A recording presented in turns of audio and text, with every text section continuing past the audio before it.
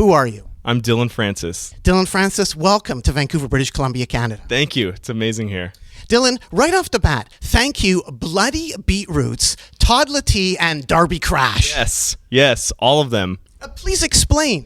Bloody Beetroots got me into electronic music. Darby Crash, I was obsessed with him growing up. Who was the other one? Toddler T. Toddler T. He was the first person to ever play any of my records on BBC, and he gave my first record to Annie Mac, who then spun that, and then I cried in my car. The foundation of Dillon Francis. Yes, right there. Were you really in Mrs. Hill's Spanish class with Haim? Yeah. Yes, I was. And the only thing I used to say to Mrs. Hill was, te quiero, te necesito, ven conmigo, and I passed. Which translates as, I want you, I need you, come with me. What was it like having Haim in the class? It was awesome. I was really, I don't think, we weren't in, we went to the same teacher, but we weren't in the same class. Maybe Danielle was in my class. But Esty and I were we were friends. We were always whenever we see each other in the hallway, we'd always do this to each other. And we were just such jokesters. Her and I were the class clowns of our school. And that was a bit later in your life, but 5th grade, that was important for you, wasn't it, Dillon? The 5th grade. Was it? What was it? The Prodigy video. Oh my God, yeah. The Breathe video. Wait, was it the Breathe video? The one with the cockroaches going into the sink? That's the one that started it all for you. Yeah, that's where I felt like I was really doing a bad thing that my parents wouldn't they wouldn't be proud of if I was watching that video. And I was at my friend Sam's house after I was going to Kenter Canyon. Oh my God, that's crazy. I totally forgot about that. Dillon Francis, it's so interesting. You're one of the only DJs to have played the Indy 500 and Comic-Con? Yes.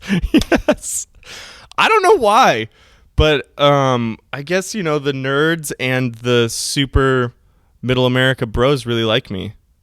Are you one of the only people to have done that? Maybe. Am I? Comic-Con and Indy 500. I guess so. I would think that maybe Deadmau5 hasn't done it. I know that Deadmau5 wants to do the Indy 500. Is that always a goal for you? Deadmau5 hasn't done it, so I got to do it. Yes. Because he's done everything. I remember the time I took my pants off while I was DJing and told everyone to put their hands in the air, and it was blocking so that no one could see. And then I posted being I bet, and no one knew that I had my pants off. And Deadmau5 commented being been there, done that. And they had a video of him walking around with his pants off as he was DJing.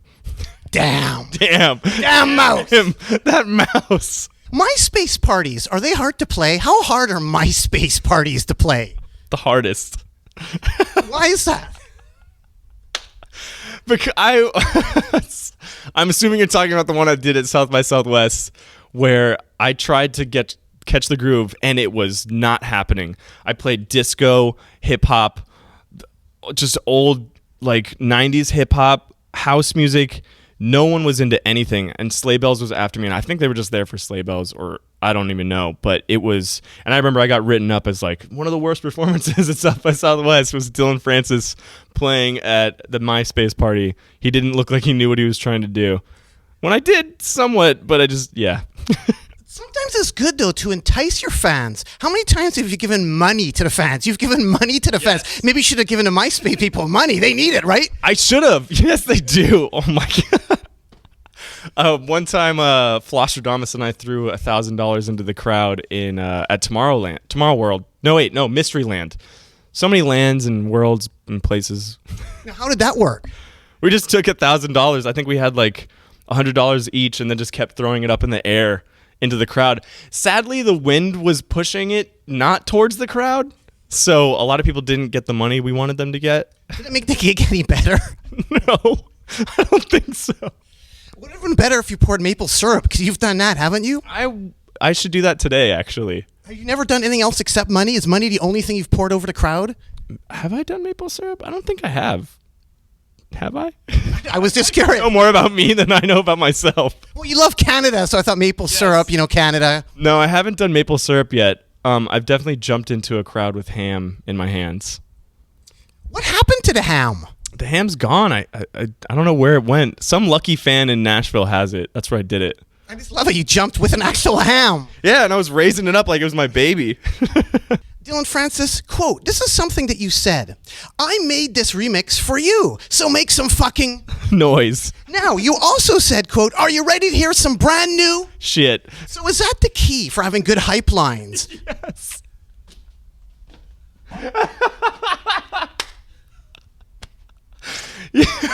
I guess so, man. Fuck, I gotta make up some new hype lines. But to get the crowd going, mention the new stuff, right? You have to. You have to. Yeah. Or else they're not gonna know what you're playing. And it might suck. So they might not go crazy for your new shit. Dillon, do you still like the Spice Girls? I love the Spice Girls. After what they did to you? What did they do to me? They caused your laptop to get wrecked. Did they? Yes, on Holy Ship. Please explain. You were playing Spice Girls and then... Oh, man. God.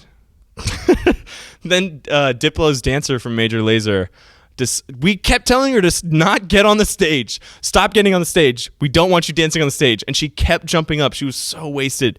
And she kicked the drink all over my laptop. And I remember turning my laptop over and just tons of alcohol just pouring out of the keyboard. And I was so mad. But you should blame it really on the Spice Girls because she was into the Spice Girls? I can't be mad at the Spice Girls because I love them so much. What did you lose on that computer and how many did you go through a year? Thank God I did not lose anything. I have there was a Mac dude on Holy Ship that came up. He's like, I got a little hard drive. Come on, let's do this. He backed it up. Everything was safe. Oh my God, I would have been devastated. And I had to go to Australia 2 days later. So I'm fine. Holy Ship comes through. Holy Ship. I'm like, fuck yeah. So many good people on that. And people dressed as tacos for you? Yes. And yesterday, there was girls dressed as tacos and had cat ears on. I also saw some other photos at Holy Ship, and there were guys dressed up in thongs made of candy. Whoa. What did you see at Holy Ship? I'm glad I didn't see that. Oh, my God. But people might have seen you opening for Tiesto. You opened for Tiesto. Yes. I went and joked that I was Tiesto. And then he comes up and grabs my head and put me in a headlock. What's it like being in a headlock from Tiesto? He's a massive dude. You can feel the Jägermeister seeping into your skin when he touches you. Was that the first interaction you had with him? Yeah. A headlock? No. Yeah. Him touching me? Yeah. That was the first time he's ever touched me. At Reading Fest, Dillon, you were interviewed by Hit the Floor Mag. Yes. And in that interview, what exactly is going on? You're like deep-throating the mic and banging the mic up against your cock. What is going on there? I forgot what we were talking about, but I definitely know that we were talking about... Sweat, maybe. No, it wasn't sweat. I remember we were talking about some other person that was doing an interview that I'd watched recently where they were doing that, and I was mimicking it. Maybe I didn't say that in the interview, though. No, there wasn't too much contact. I thought it was pretty wild, though, the deep-throating and banging it against your cock and stuff like that. Does that happen often in interviews? Yeah. And here we are with Dillon. That's what I do, Francis. Dillon Francis. And you love the How-To series, don't you? Yes. The How-To LP series. You're talking about the science show, right? No, the How-To LP series. Case in point, Music To. Yes, music to bang to, right? Music to mate to. I remember this. Music To Massage to, but pretty much bang. Come on. I think you could get it long ago on my Instagram. Well, I was thinking you're into records like Music To, Massage My, Made By. Yeah. And I was thinking this is an amazing subgenre for you to get into. It is. Check out all the different ones. I got a bunch here for you to check out. Check out all the different ones that you can get in here, Dillon. Check them out if you want to read the title. Music to break a lease to? Music to break a lease. Music to melt you. Music to lure pigeons by? That I like a lot. I can't believe someone made that. Just a whole series of stuff, and I was thinking, man... Is this by the same person? No, it's just the genre that's out there, the Music To, the How-To, like tons of great records. That's why it's so cool you're into that subgenre. Yes. You didn't know it was so big, did you? I didn't know there was anything else. And I have another one for you, a gift here for you right now, Dillon Francis. It's How to Educate Your Canadian Dog. Because you love Canadian dogs, don't you? Yes. And this particular record that maybe you can sample, this dude actually educated the littlest hobo dog from the TV series. Really? Yeah, and check it over. Turn this over for a sec and check out the photo on the top there. Look at him. Oh my God. Look at that dog. This is amazing. And that's a gift for you, Dillon Francis. Thank you. Because I just thought, now that you're into the how-to and educate series, you got to sample this. You got to sample this. I'm going to, and I'm going to do it for my cat. Yeah, because I was thinking you've abandoning the cat. Time to get into the dogs now, right? Yeah. Anything you'd like to say to your cat now that you're learning how to educate dogs? I'm sorry. You suck as a cat, and I don't want to hang out with you anymore. My cat does suck. It's like the biggest asshole ever. All right. Well, thanks so much, Dillon Francis. Anything else you want to add to the people out there at all? That you're awesome, and I can't wait to educate my new dog that I'm going to get because of this. Oh, well, thanks so much, Dillon Francis. And why should people care about Dillon Francis? Why should people care? I don't know. Because we're hanging out. Because you care. All right. Thanks so much.